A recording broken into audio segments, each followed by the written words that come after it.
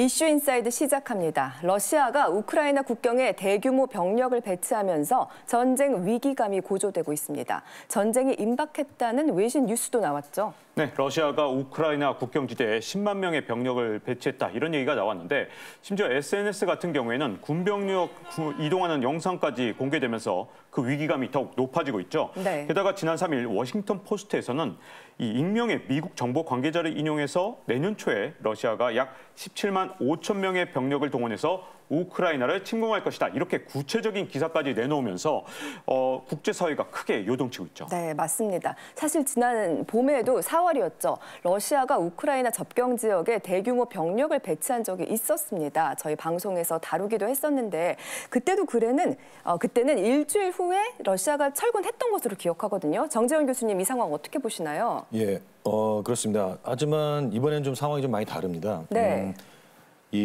이번에 공개된 러시아의 이제 우크라이나 국경 지역 사진입니다. 그러네요. 네, 11월에 찍힌 러시아 부대 사진인데요. 이 군사 전문가들은 이제 탱크, 장갑차, 자주포, 또 위생병원 등등 이 전면전을 대비한 무기가 배치됐다고 이렇게 얘기를 하고 있습니다. 네. 또 주목할 만한 것은 병력이 점점 늘어나고 있다는 것이죠. 네네. 보시면 이 동일한 지역에 9월과 12월 병력 비교 사진입니다. 아하. 한눈에 봐도 확연히 다릅니다. 확실히 많아졌네요. 예, 즉 이번에는 이제 지난 4월과는 달리 벌써 몇 개월째 병력이 크게 증가하고 있다는 데서 아마 침공설이 불거지지 않았나 이렇게 네. 봅니다. 사진을 보니까 심상치 않다는 것이 느껴지는데 러시아가 왜 이러는 건가요? 일단 러시아는 이제 나토의 이제 또 위협에 대응한 것뿐이다. 또 네. 우크라이나의 도발 이런 것들이 이제 주로 이유로 지목을 하고 있습니다. 지난 7월 미국 대통령 바이든과 정상회담에서 이제 러시아 대통령 푸틴은 이 우크라이나 부근에서 먼저 군사 증강에 나선 건 나토다. 또 아하. 우크라이나 사태 격화에 대해서 러시아의 책임을 전가하지 말라 이렇게 강하게 언급했다고 하죠.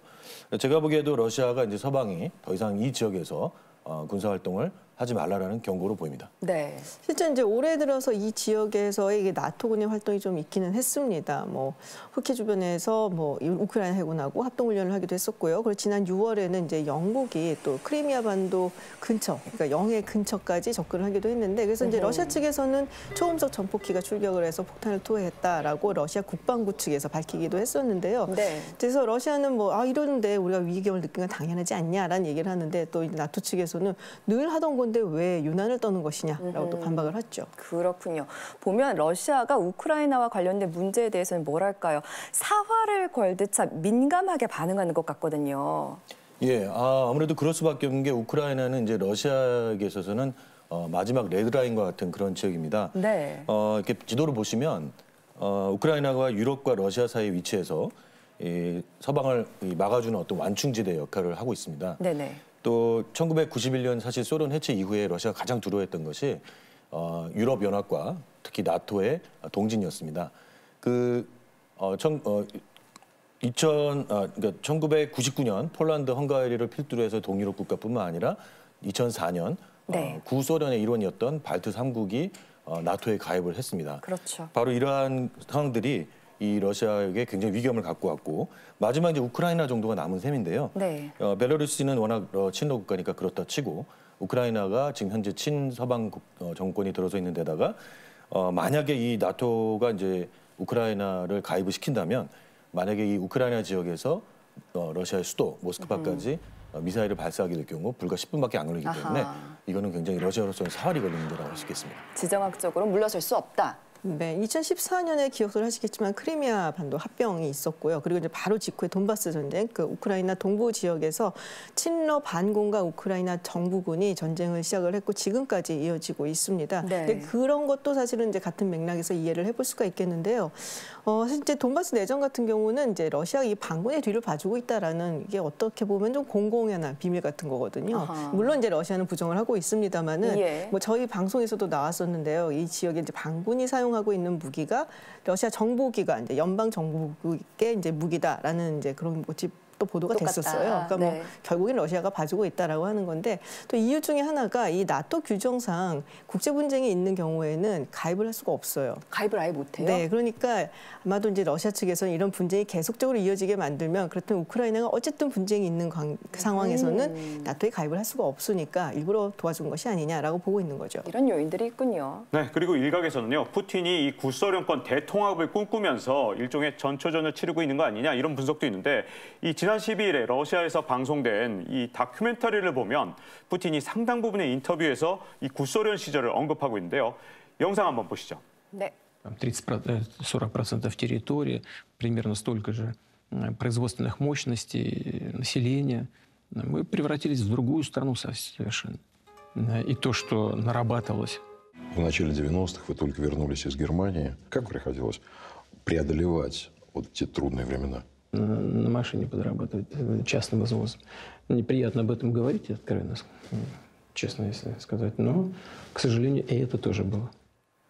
푸틴이 택시 운전을 했었었군요. 그런데 저희가 대화의 일부만 지금 봤습니다마는 저것만 들어서는 개인적 소회 같기도 한데 어떤 부분이 의미심장한 건가요? 예, 물론 뭐 개인적 소회도 있습니다만은 이제 아까 박 기자님이 제시한 것처럼 푸틴이 이제 과거 소련에 대한 영광을 또 한번 얘기한 게 아닌가, 또 우크라이나를 또 언급한 게 아닌가 싶은데요. 네. 근데 사실은 그 러시아에서 과거 소련 시절에 대한 얘기는 많이 나옵니다. 저렇게. 다만 이 시점에 이제 푸틴이 다시 또 방송에 나왔다는 얘기는 결국 이제 이 과거 소련이 붕괴하고 난 다음에 여러 가지 힘들었던 경제적 상황 같은 것들이 원인이 서방에 있다. 우리는 네. 공산주의를 포기했으나 서방은 우리를 돕지 않았다. 뭐 이런 걸 언급하면서 또 동시에 그 위대했던 국가에 우크라이나도 포함돼 있었는데 네. 역사를 공유하고 같은 또 동슬라브 민족이고 그러한 형제 국가로서 그러한 형제 국가가 서방의 이론으로 역사상 처음으로 예. 이렇게 넘어가는 거는 절대 안 된다. 그런 입장이 되겠습니다. 그렇군요. 뭐 한간에서는 이제 러시아가 뭐 우리 아직 살아 있어, 뭐 이렇게 존재감을 이제 뭐 보여주기 위해서 뭐 이런다라는 얘기도 있기는 한데, 뭐 네. 근데 사실 그런 이유로 국방력을 뭐 일으키고 그리고 뭐 전쟁을 하려는 국가는 없죠. 뭐 그것보다는 지금 이제 타이밍상으로 봤을 때 미국이 지금 인도태평양 지역에서 특히 중국 그리고 타이완 문제로 상당히 좀 바쁘잖아요. 네네. 그냥 그렇게 봤을 땐 약간 허점이 있다라고 판단을 한 것이 아닌가라는 생각이 들어요. 알겠습니다. 그렇다면요. 만약에 지금의 이 상황이 외교적으로 해결이 되지 못한다면 크림 반도대처럼 침공할 수도 있을까요? 물론 뭐 예측을 전혀 벗어나는 결과가 있을 수도 있겠지만 당장 침공은 저 개인적으로는 안 할 거로 좀 예상을 하고 있습니다. 일단 그렇죠? 우크라이나의 나토 가입 자체가 어떤 침공의 명분으로 삼기에는 아주 부족하다고 보고 있고요. 네. 게다가 또 러시아가 세계를 주도하는 국가 중에 하나인데 이 주권 국가를 침공해서 아예 합병하거나 그러한 일이 있다면 이거는 얻는 것보다 잃는 게 훨씬 많지 않을까 이렇게 생각이 됩니다. 네. 다만 우크라이나 내부의 여러 가지 분열을 이용을 해서 뭔가 끊임없이 분열을 유도하고 불안정을 확대하는 방식은 계속 추구할 거로 보입니다. 네. 말씀하신 것처럼 침공의 가능성이 좀 떨어진다 하더라도 여전히 국제사회에서는 혹시 모를 제2의 크림반도 사태를 경계하고 있거든요. 그래서 나토 사무총장 같은 경우는 러시아의 불법 행동을 더 이상 좌시하지 않을 것이다 이렇게 말을 했고요. 미국 설리번 국가안보보좌관도 크림반도 병합 때 하지 못했던 것을 할 준비가 돼 있다 이렇게 강하게 경고했죠. 그럼 미국이 러시아 태도에 따라서 군사를 동원할 수도 있다는 걸까요? 그래서 뭐 저렇게 강하게 경고도 했고요. 그리고 바이든 대통령이 아메리카 이즈 백, 미국이 돌았다는 얘기를 했으니까 네, 가만히 네. 있긴 좀 힘든데 그렇다고 군사력을 동원을 하기는 굉장히 부담스럽습니다. 부담스럽다. 네, 굉장히 부담스럽기 때문에 과연 네. 그럴까라는 생각이 또 들고요. 그리고 사실 뭐 지금 이제 유럽 같은 경우도 지금 러시아한테 에너지 자원을 굉장히 많이 의존을 하고 있거든요.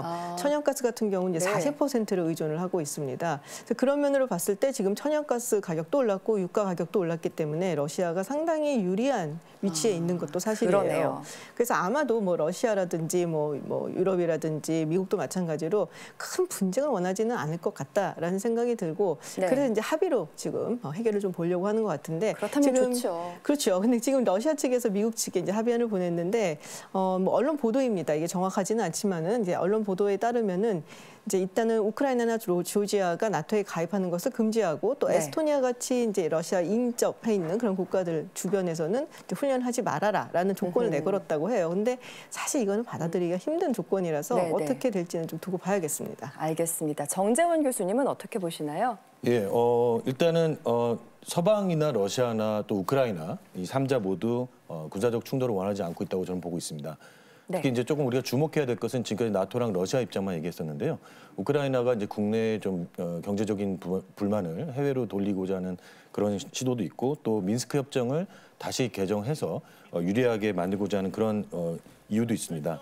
게다가 또 러시아를 서진하는 자신이 유럽의 수호자다 이런 의미를 부여하면서 군사적으로나 경제적인 자신의 몸값을 올리는 그러한 역할을 지금 하고자 하는 것 같습니다. 그렇군요. 예, 다만 우리가 봐야 될 것은 어쨌든 러시아가 엄연한 주권국의 우크라이나의 일부를 지금 분리 독립을 촉진한다거나 일부를 병합했기 때문에 이러한 부분 때문에 안보를 불안을 느낀 우크라이나로서는 나토를 선택하려 할 수밖에 없고 결국 이 분쟁은 당분간 다양한 형태로 계속될 거로 봅니다. 알겠습니다. 침공설까지 불거지며 국제사회를 긴장에 빠뜨린 러시아와 우크라이나 분쟁 상황이 어떻게 정리될지 계속 지켜봐야겠습니다.